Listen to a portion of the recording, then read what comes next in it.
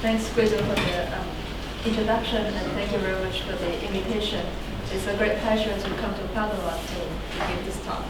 I'm going to talk about Kakeya sets in R3. This is joint work with Josh Zhao. Also, please feel free to stop and ask questions at any time. I hope this is an accessible talk for everyone. We start with the definition. A Kakeya set in the n-dimensional Euclidean space is a compact subset or bounded subset that contains a unit line segment in every direction. So when we see this definition, a Kakeya set that comes to mind is the unit ball. So with this unit ball, you can see that it contains a line segment in every direction. And then the right-hand side is a moving picture. It shows that this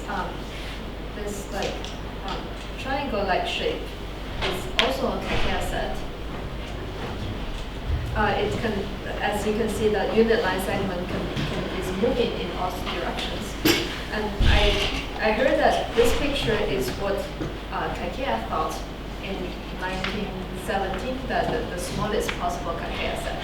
So this was his guess. But now the question is, how small can a Kakeya set be?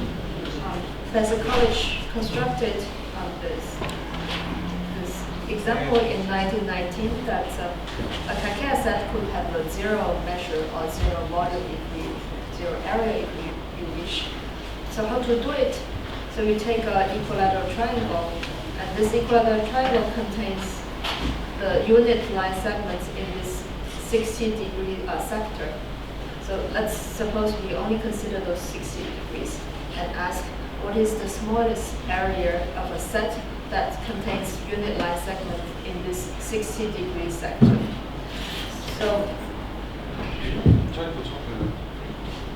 okay. So in fact, as you can see that the equilateral triangle is one such example, but you can make some operation and make it smaller. The way to do it is to cut it in half and then move them closer. As you can see that it still contains this 60-degree sectors of unit line segment. But the area becomes smaller because this is the amount of overlapping they have. So previously they was two parts, and now it becomes only one part. So if you repeat this process, decompose your triangle into many parts, and then move each small piece closer to each other, like this way. And then in the end, you can get a very spiky picture that contains a unit line segment in each of these 60-degree angle. And this, if you do some calculation, the area of this tree-like shape becomes smaller and smaller. And so this is Professor College's construction. Now that we know a Kakeya set could have zero measure, we still want to understand how large can it be. So there are many sets with zero measure or zero size, zero area. A way to quantify how large the sets are is the Hausdorff dimension. So the Kakeya set conjecture becomes any Kakeya set in Rn, even though it could have zero measure, but it should have 4 Hausdorff dimension, because Hausdorff dimension equals the dimension of the ambient space. So for those of you who haven't heard about Hausdorff dimension, here is a not rigorous version heuristic. So I should say that this is not quite true, but it serves as some intuition. So the heuristic is that if a set E in the n-dimensional Euclidean space has Hausdorff dimension n, we should think the E as follows. We can take delta to be a small scale, and then we take this n delta means the delta neighborhood of E. We take the volume of the delta neighborhood of E, and then if E has Hausdorff dimension n, it means that the volume of its delta neighborhood should be greater or equal than delta to the epsilon, where epsilon can go to 0 as delta goes to 0. So this is, we cannot really take 1 here because of the Besekovich construction. So this, like any positive constant as delta goes to 0, it cannot be true. So this serves as some heuristic for us to imagine what is a set of Hausdorff dimension n. And it matters, it just tells you the volume, how slow it goes to 0 as the neighborhood goes to 0. Why do we care about Kakeya sets? For me personally, I care about Kakeya set because of Fourier analysis. So Fourier analysis is a useful tool that's both in math and also in real life. The most important formula in Fourier analysis, I think, is the Fourier inversion formula, which says that if you take the Fourier transform of a function f, and then you take the inverse Fourier transform, you recover your function f for a lot of functions. So sometimes when you take the Fourier transform and then in the process of taking inverse Fourier transform, you lose some information. For example, if you only know the Fourier transform of a function inside of a large ball of radius r, and as you know that this a large ball of radius r will approximate the Euclidean space as r goes to infinity. So, and then one means it's all one function. So it's very natural to ask, so since we know that the characteristic function of ball of radius r converge to 1 as r goes to infinity, do we also have the similar thing if we take the Fourier transform of f and then restrict to a ball of radius r and take the inverse of Fourier transform, we ask, as r goes to infinity, do we still recover f? So that was the ball multiply conjecture. And it was a big surprise when Charlie Pfefferman disproved this conjecture in the 1970s using Besekovich's construction. He uses literally this construction to say that for a very large class of functions, this is not true. And that's how that's why people care about in harmonic analysis care about the Kakeya sets. And indeed, there has been many people who worked on this Kakeya set conjecture. So, for example, in the 1970s, Davis proved the conjecture in dimension 2, and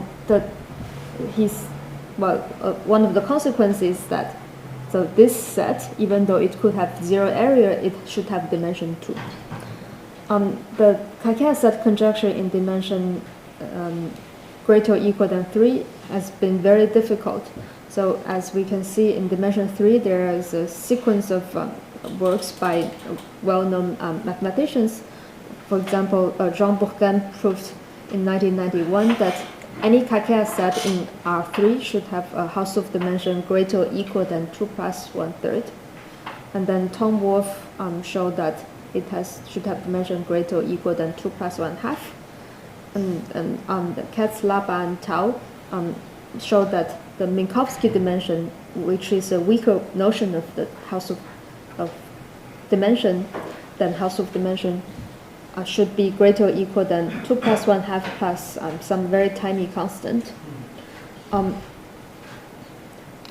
also there is a work of Katz and Zal where they showed essentially the same result but for Hausdorff dimension. This year, joined with Josh, we proved the conjecture in R3. The conjecture remains open for dimension greater or equal than 4. And you probably noticed that this number has been the 2 plus 1/2 is here, and it's very difficult to improve. And I should say that the first two results they use elementary but highly non-trivial method. But starting from this result and afterwards, we need to use very heavy tools in modern mathematics. So why this number is very hard to improve? Katz, Laba, and Tao, when they tried to improve Wolf's bound, they discovered the following hypothetical counterexample to the Kakeya set conjecture. It's not a true counterexample, but when we say hypothetical, it's because a lot of the tools we use to study the Kakeya set works equally well for this example that matches this bound.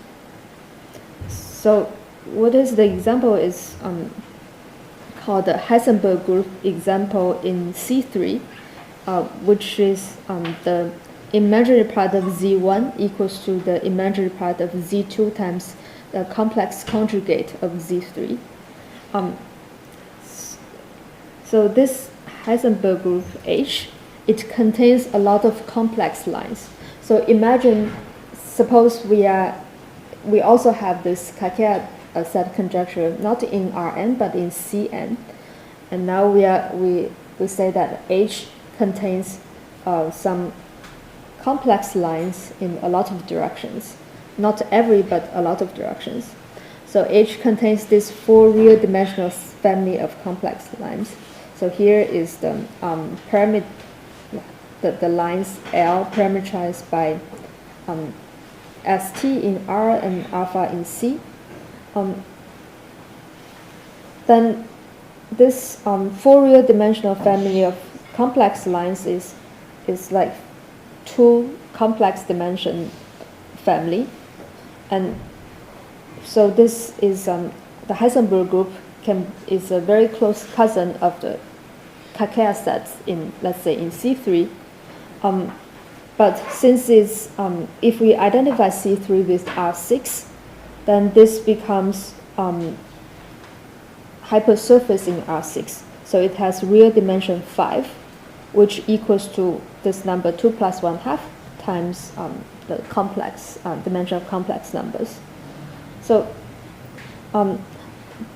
this is a rather complicated example, and the reason why this example is significant for the study of Kakeya set in R3 is that Wolf's method, which proves this bound, works equally well for the Heisenberg group, which consists of complex lines, and the Kakeya sets. This means that in order to improve this bound, as we saw in the history, it's been very hard. The key difficulty is how to distinguish the Heisenberg group and the Kakeya sets. You might think that, okay, the Heisenberg group, it does not contain a complex line in every complex direction. It has a 1 real-dimensional family of parallel lines. So the direction is given by alpha bar 1s. So this does not have all complex directions because s is a real number. But it has sufficiently many directions that the known method is very difficult to distinguish them. So it turns out that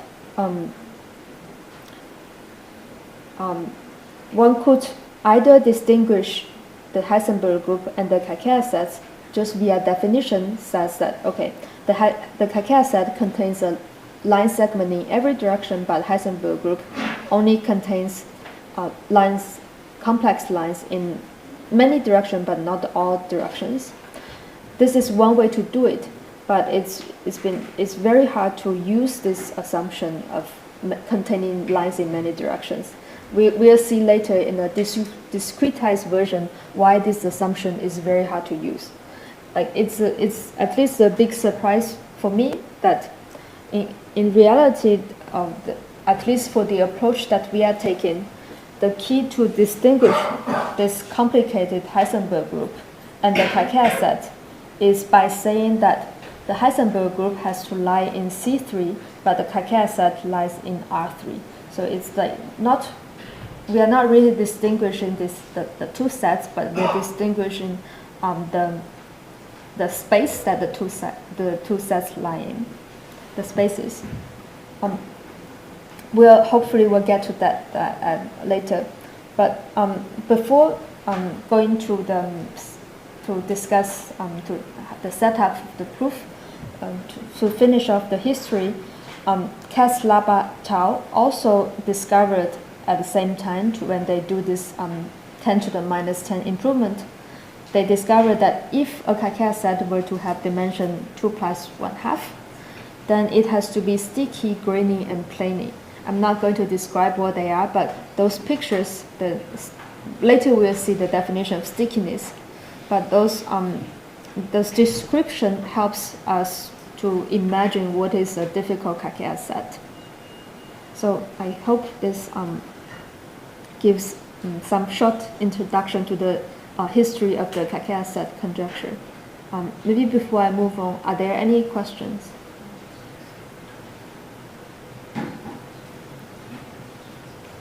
Okay. So I know the Heisenberg group example could be a little complicated, but for now, starting from this point, we are going to look at some very elementary looking problem, but in reality, they are very difficult.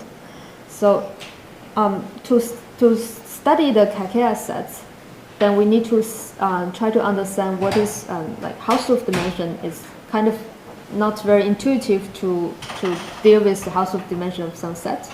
That's why we studied a discretized version, which what it means is that previously to understand Hausdorff dimension, we are taking some delta neighborhoods. Now we are also going to take delta neighborhoods of the Kakeya set, so which means that the delta neighborhood of a line is just a tube. So previously this Kakeya set, now we just discretize it to be a union of those delta tubes. So let delta be a small scale. A delta tube is just like a cylinder of length 1 and radius delta. It's a delta neighborhood of a unit line segment. So how to discretize the Kakeya set or the Kakeya set conjecture? So we could impose some Kakeya assumption on the set of delta tubes. So we say that T, this blackboard T, is a set of delta tubes. It satisfies the Kakeya assumption if it consists of a delta tube in every delta separated direction. So what does this mean? It means that so we can identify one direction by a point on the unit sphere. And so delta separated direction just means that if we take a delta net on the unit sphere, so delta net means like this point and its near neighbors have distance about delta. So for each point on this delta net, for each direction on this delta net, we can take one delta tube in this direction. But we can feel free to translate this delta tube. And for each of the direction, we have one delta tube. And this is what it means for a set of tubes satisfying the Kakeya assumption. And so the discretized Kakeya set conjecture says that if a set of tubes satisfies the Kakeya assumption, then the union of tubes has a volume greater or approximate than 1. So this notation means it's greater than delta to the epsilon, and epsilon goes to 0 as delta goes to 0.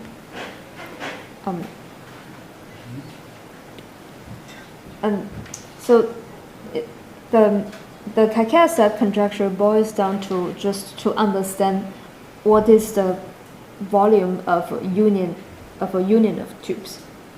So this seems to be quite elementary problem. Like suppose we have let's say a collection of spaghettis pointing in different directions, and we want to estimate the volume of their union. But this is a very difficult problem. In fact, if you can solve this discretized Kakeya set conjecture, there is a standard argument to go from this conjecture to the Hausdorff dimension version. Now let's try to understand why it is this is a hard problem. So for those kind of problems, we usually try to use induction of scales. So what it means is that delta is a small scale. It means that if we know how to, if we know some information at a coarser scale, and then we can combine the information on different scales together to get more information on finer scales. So how to do induction on scales? Usually what we do is, now we have a union of those delta tubes satisfies the Kakeya assumption. Then to do induction on scale, we usually, let's say, intersect this union with some small box. So it could be either be this yellow box or a thick tube like this this blue box, this blue tube. Then we want to understand the Kakeya set intersecting those small box. So here, when it intersects this yellow box, we get a collection of those segments. And if we want to apply induction, then we would hope that those segments still satisfy the Kakeya assumption, which is usually not true. And similarly, if we intersect the Kakeya set with, let's consider all the delta tubes contained in a thick tube, this thick blue tube, then they do not, usually they don't satisfy the Kakeya assumption. So the difficulty is really that the Kakeya assumption, which is a delta tube in every delta separated direction, is usually it's no longer true after restricting to a smaller box. And this is why this assumption is really hard to use. And which is also why previously Tom Wolfe used a weaker assumption, and that's why his method works for a more general class of sets, so that his like 2 plus 1 half bound is sharp for the general class of sets. So now let's consider this. Try to, let's say, okay, now the Kakeya assumption is very hard to use because it does not hold after an induction. Then can we find some assumption that's easier to do induction scales? So now let's begin the process of trying to find the right assumption. So it takes us a while to, I think it took people a while to realize that one should work with a different assumption and what are the right assumptions. So now let's begin the process of trying to find the right assumption. Now suppose T is a set of distinct delta tubes. So distinct means that T1, T2, they are distinct if the intersection of T1 and T2 has volume less than half of T1. So for example, these 2 tubes, they are distinct. So being distinct is very natural assumption, because otherwise we can just take the same copy of tubes, put it in the same place again and again, and this does not really make sense to estimate that. So it's quite natural to prove distinct. Now the question is, if we have a set of distinct delta tubes, how large is the volume of their union? This is quite a weak assumption, and if we just try to understand this, try to answer this question, then we will run into some other obstacles.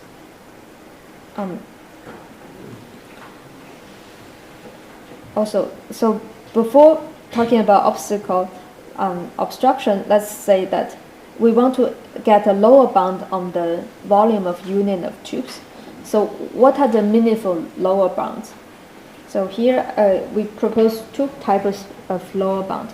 So the first term, what it means is that the set of tubes, they are essentially disjoint.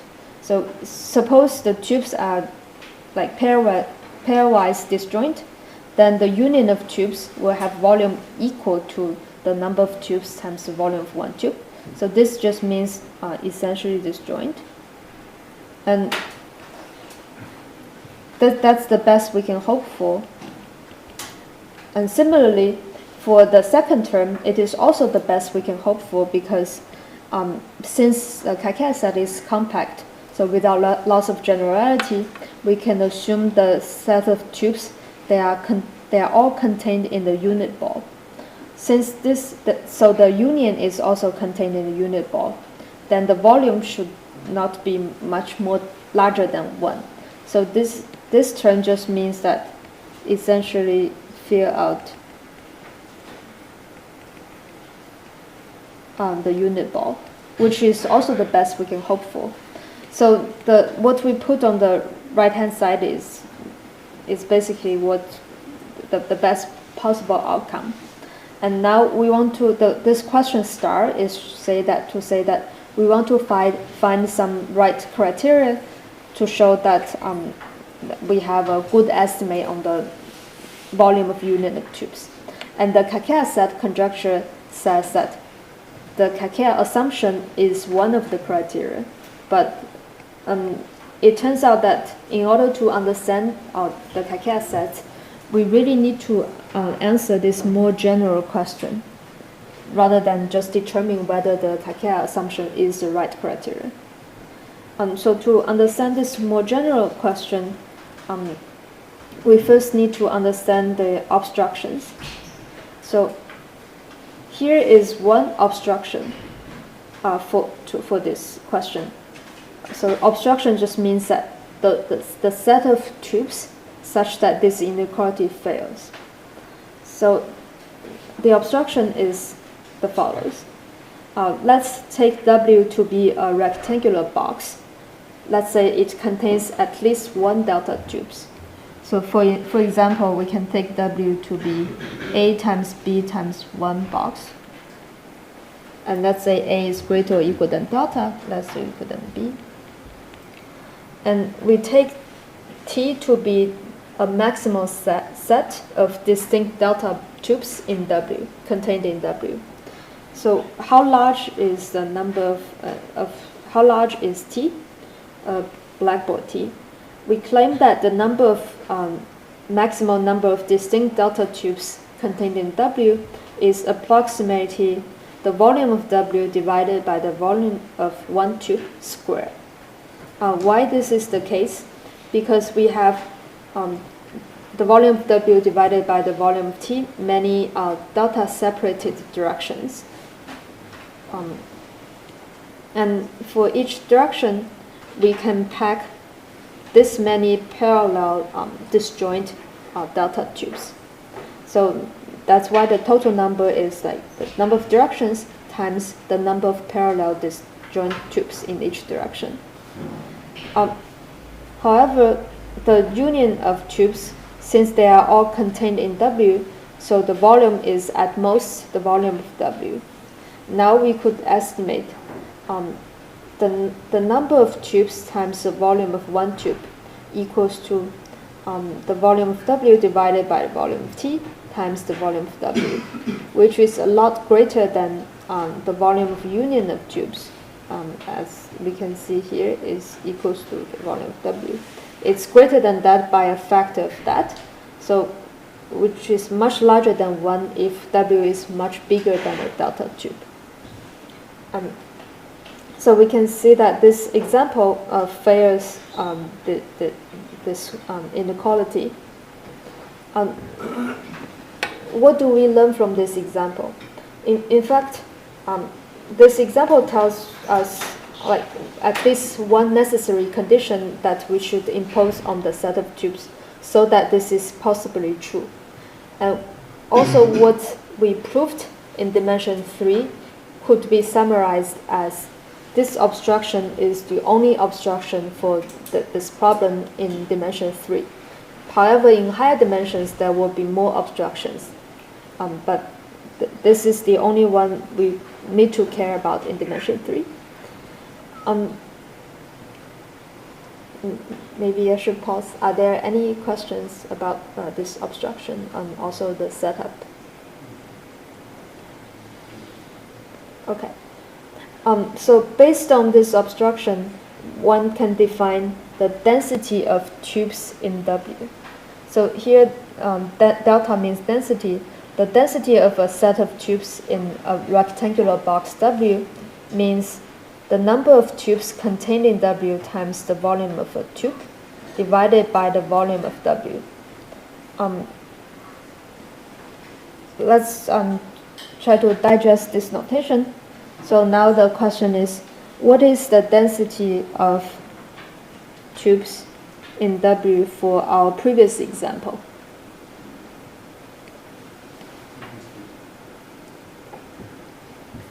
Now since the number of the set of tubes are all contained in W, so this just equals to the number of tubes in W because they are all contained in W, and then this becomes times T divided by W, which is the volume of W over the volume of T, which is exactly this number. And this number means to what extent this example fails this inequality. So it's natural to define the following assumption. We say that a set of tubes satisfies the Kastner-Wolff axioms if the density is bounded by 1 for any rectangular boxes W, because we have seen that this is the density is like to what extent it fails the inequality. So in order for this inequality to be true, we just impose the set of tubes such to have bounded density on any rectangular box.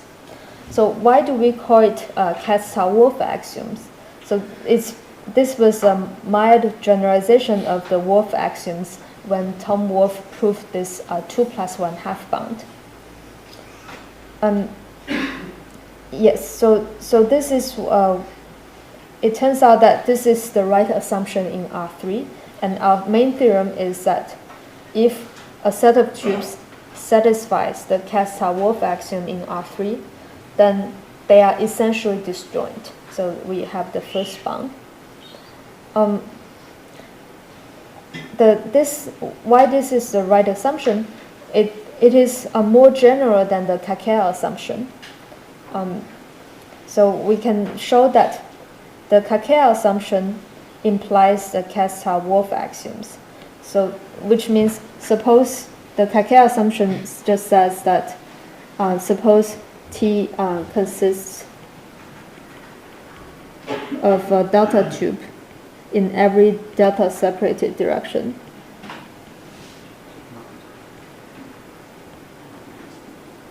Then we have to say that it satisfies this. We have to calculate its density, and how do we do it? Suppose W is this A times B times 1 box. And how many delta tubes in T are there contained in this W? Since we know that T consists of only 1 delta tube in every delta separated direction, so we only need to count how many delta separated directions are there contained in W. So which is the number of those delta caps contained in this A times B rectangle on the unit sphere. And so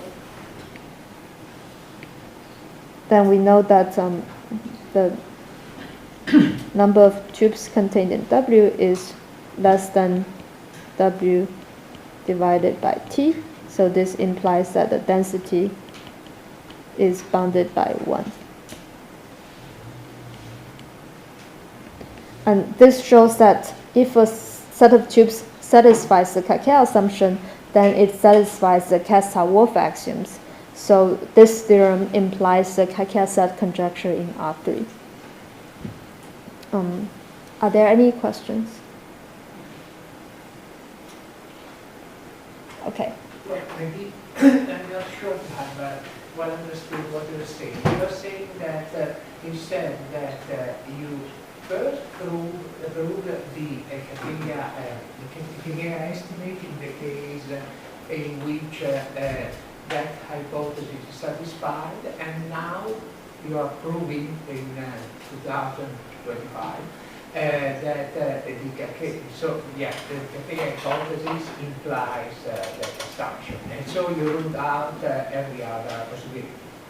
Uh, so in 2025 we proved that if a set of tubes satisfies the Kessler-Wolf axiom, means the density is bounded by 1, then we have the desired estimate.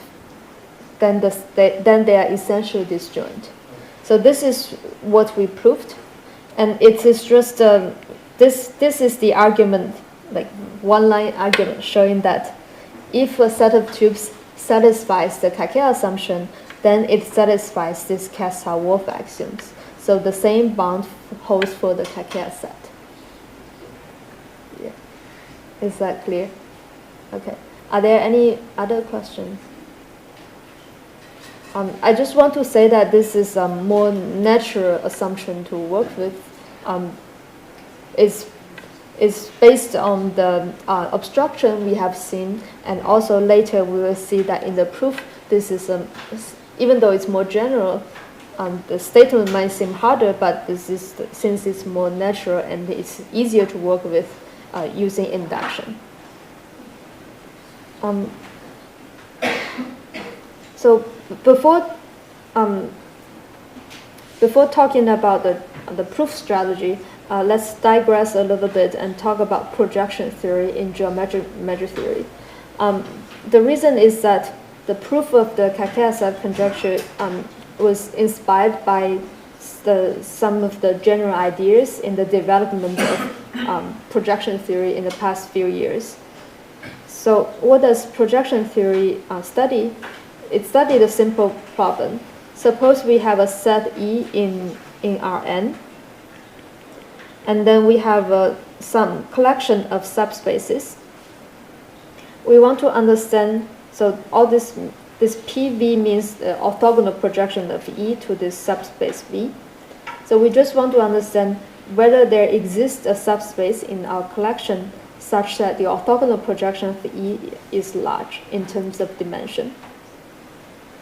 There is a classical Mastrom's projection theorem on high dimension generalized by Mattila, saying that for almost every m-dimensional subspace in Rn, so this Grassmannian means the collection of m-dimensional subspaces in Rn. For almost every m-dimensional subspace, the orthogonal projection image has the same dimension as the dimension of E, or it has to be the dimension of the ambient space.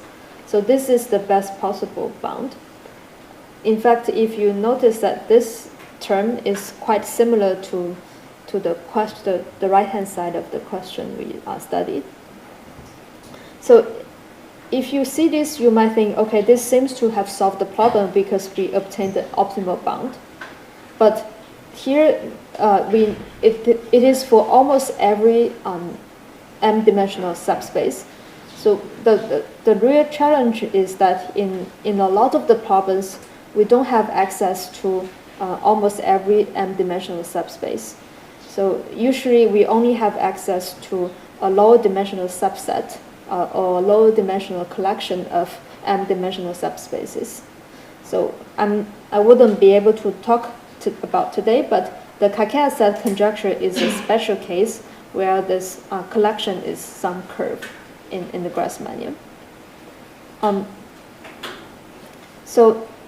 Previously we said that Katz, Laba, and Tao, when they studied the Kakeya set conjecture, they realized that if there were a hypothetical counterexample to the Kakeya set conjecture in R3 that has a Minkowski dimension 5 halves, then it should be sticky. So it turns out that this notion of stickiness is very general. In particular, in the development of projection theory in the past few years, there has been a general approach to study different problems in projection theory, meaning that this general approach is we first study a sticky set. So these sticky sets could mean different things in different problems, but what they have in common is that those sticky sets share similar properties at all scales. And it has rigid structure, and this is often the right place to input a deep theorem called Bourgain's discrete sum product, which distinguish real numbers and complex numbers. Perhaps you remember that previously we need to distinguish the Heisenberg group and the Kakeya set, and one of the key features is that the Heisenberg group lies in C3, and then the Kakeya set lies in Rn. So this picture lies in R2, but the Kakeya set we want to study lies in R3. And so both for the Kakeya set problem, both sets, they are sticky. And so so here the general strategy is that for those sticky sets, it's usually a good place to input this Bourgain's theorem that distinguish real numbers and complex numbers. So I want to say that this is the place where you can distinguish the Heisenberg group and the Kakeya sets, since they are both sticky, and then we have this tool to say that they are not the same. But all this is only for sticky sets. The general strategy is that we first study the problem within this sticky sets, which is a set with more structure, so the problem becomes easier. And once we have obtained the estimate we want, or the theorem we want for sticky sets, then we can use this as a base case for induction, then run induction for the general sets that we want to study. And the way to do induction is to do induction of scales.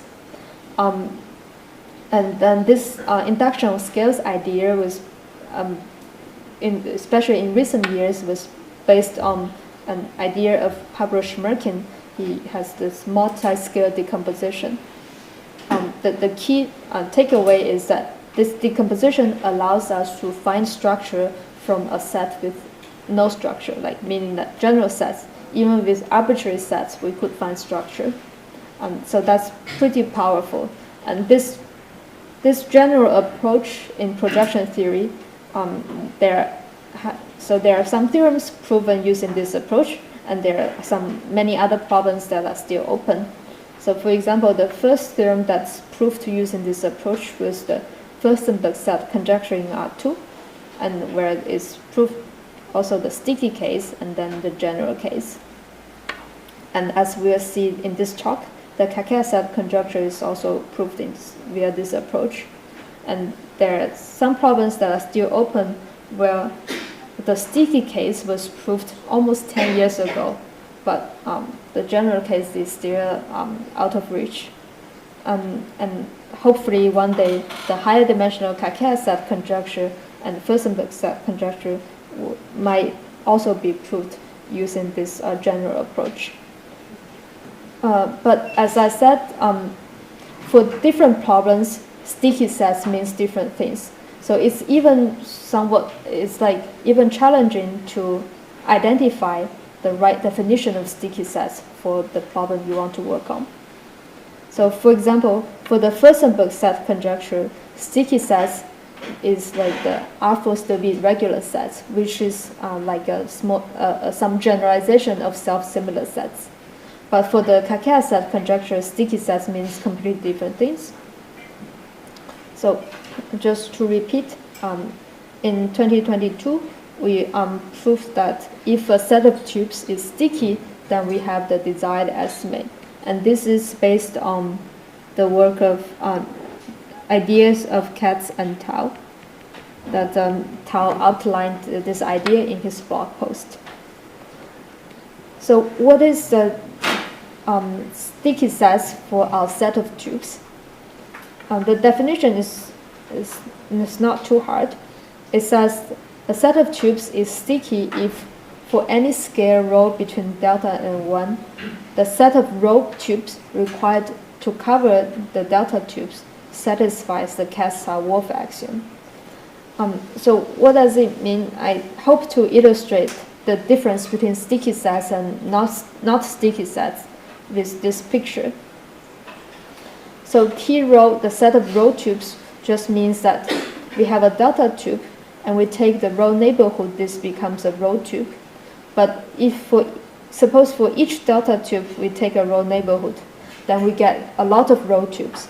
And we want to keep a maximal distinct set and to make this T row. So the set of row tubes here, they are distinct. So for example, for those white tubes, they are delta tubes, and T row will just be those, for in the picture on the left-hand side, this purple tubes. And the picture on the right-hand side, the T row are the green tubes. So the left-hand side, the set of tubes satisfies the Cass-Tau-Wolff axiom, but it is not sticky because you can see that the set of T row, once we have thickened it to row tubes, we have a lot of row tubes, and then this is too many to satisfy the Cass-Tau-Wolff axiom. Because if we have a lot of row tubes, then it's easier for it to be clustered in some rectangular box. But the right-hand side is sticky because as we can see that the T row is a lot, the number of row tubes is a lot fewer than the left-hand side, and it's not clustered. The density is bounded by 1.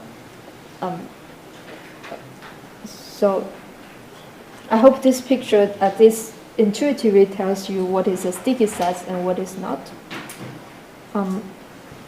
So one good property about sticky sets is that if the set of tubes is sticky, then the thickening is also sticky sets, and also restricting to the thin tubes inside a thick tube, they is also sticky.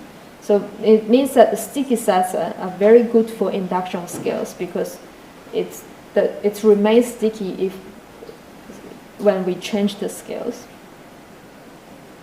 So let's say for the remaining 2 minutes, we'll try to use the sticky theorem, this theorem as a black box, and try to highlight the main idea to go from a sticky case to the non-sticky case.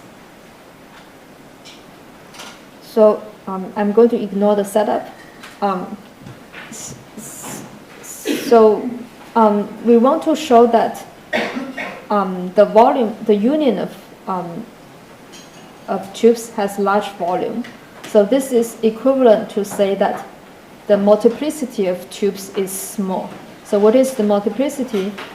The definition is here, but it really means the number of tubes through a typical point in the KK set.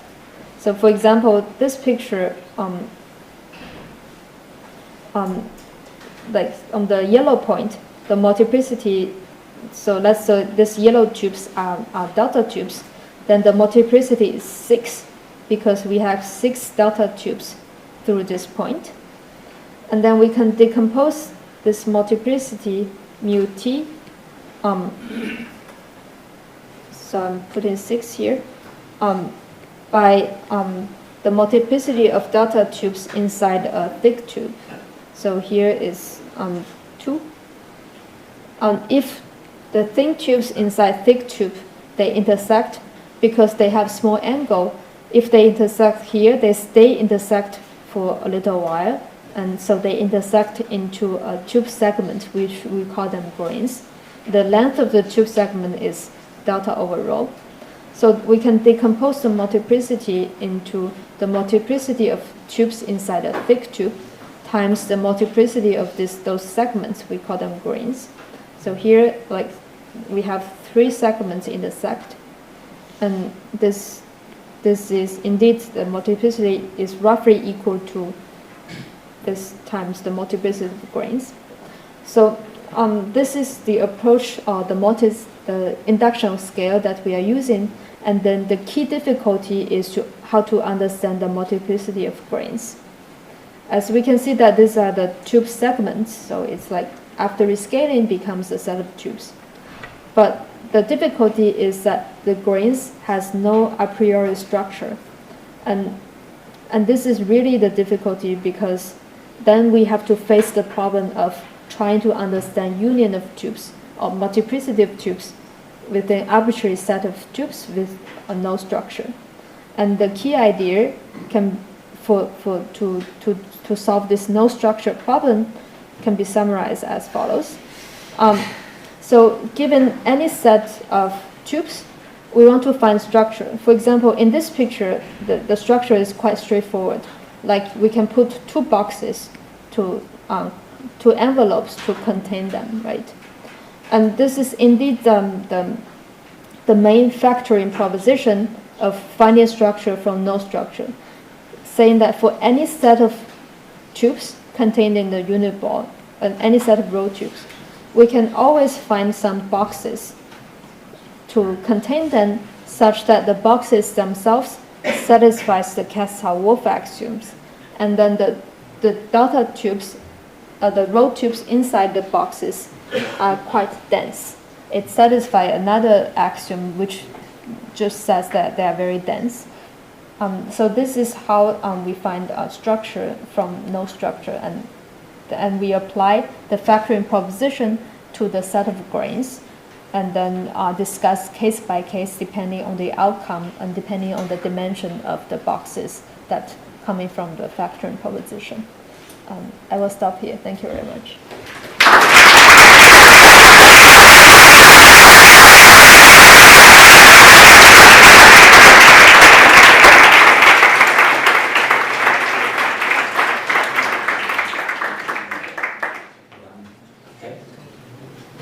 Thanks a lot for the beautiful talk. So let me start with if there are questions from the audience. What? If there are no other questions. What is more precisely? Well, the part of your argument that is, how you say, generally two-dimensional and which breaks out in a higher dimension 4 or higher. It is the fact that the sticky sets are not, well, that you cannot rule out every set which is not sticky. That's a great question. So for the part of the argument, first of all, the part of the argument that we first had to fix the statement. So if we just use, so everything here is in R3. If we just state this statement in R4, then this is false. The reason is that, let's go back to the Wolff. Okay, I already explained the answer here. So in R4, there is this quadric that contains a lot of lines. It contains three-dimensional set of lines.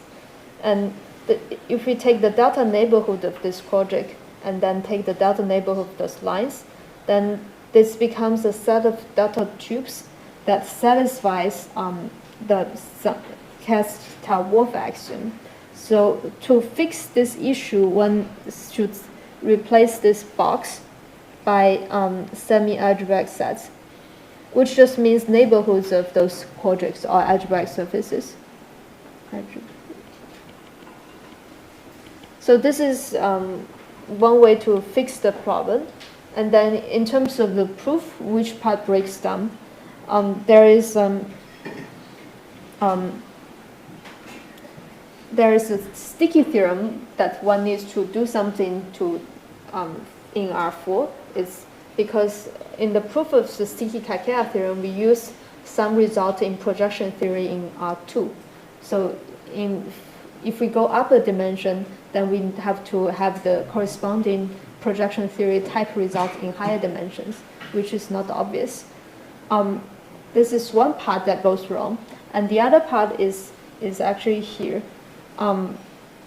Because when we do the factoring proposition previously, we only had rectangular boxes, but in higher dimension, we have to use semi-algebraic sets. So then this will become, instead of A times B times 1 boxes, we should have like semi-algebraic sets.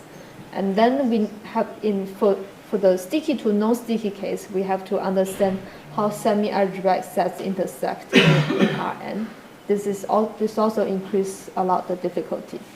And in dimension 3, you know which kind of algebra, so if there are kind of algebraic sets, lower dimensional algebraic sets in which I mean, when you consider a set of delta tubes which are delta separated, just fixed areas, and that say nearly achieves the extrema bound. Do you know which kind of structure it must be correlated to some algebraic surface of like a root, like a root surface or a regular something like that, or even not. You mean in R3?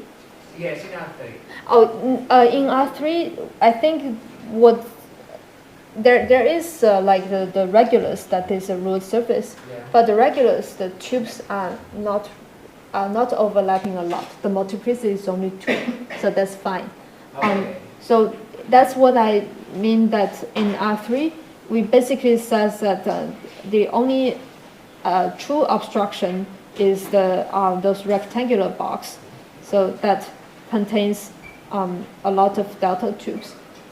So in R3, I would say the root surfaces, because it has very low multiplicity, is not an actual obstruction. But you are right in the sense that starting from R4, then the root surfaces become a real enemy.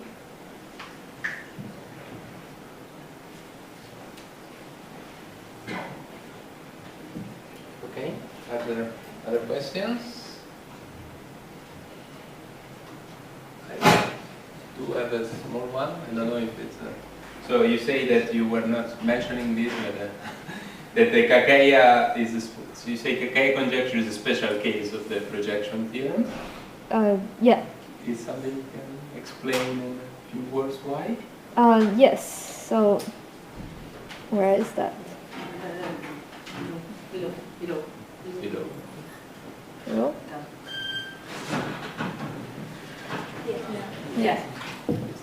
Okay, so yes, so let's say this lambda equals to the set of curves, and then Vt is the span of 1, 0, 0, and t, and then you keep going and move the 1 to the.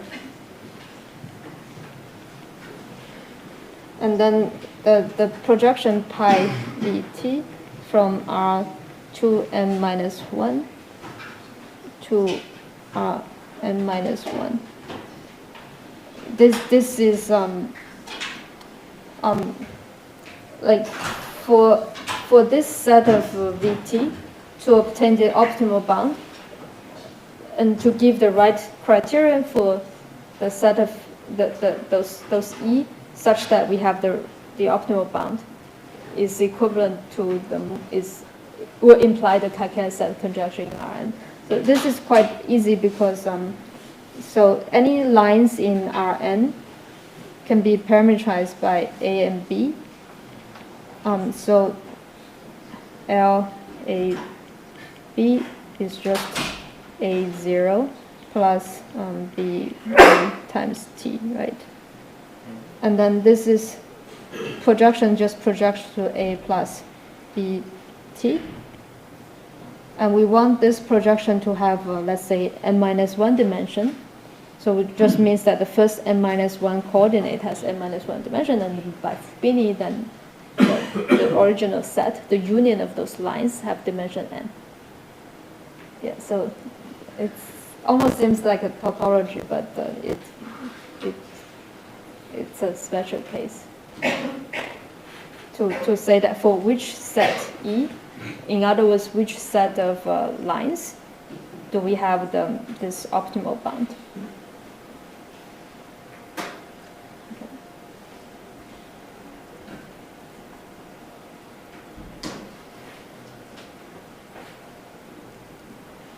So, other questions?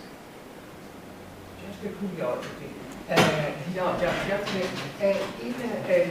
I'm sure that you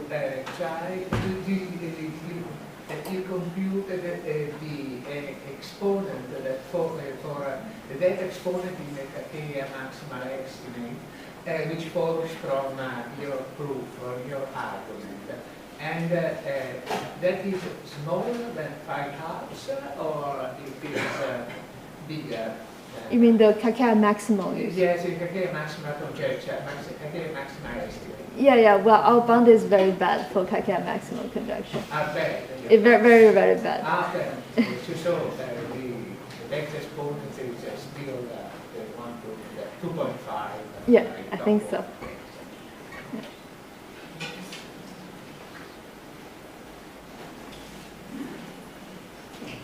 Okay, so I'd like first to thank again Hong. Then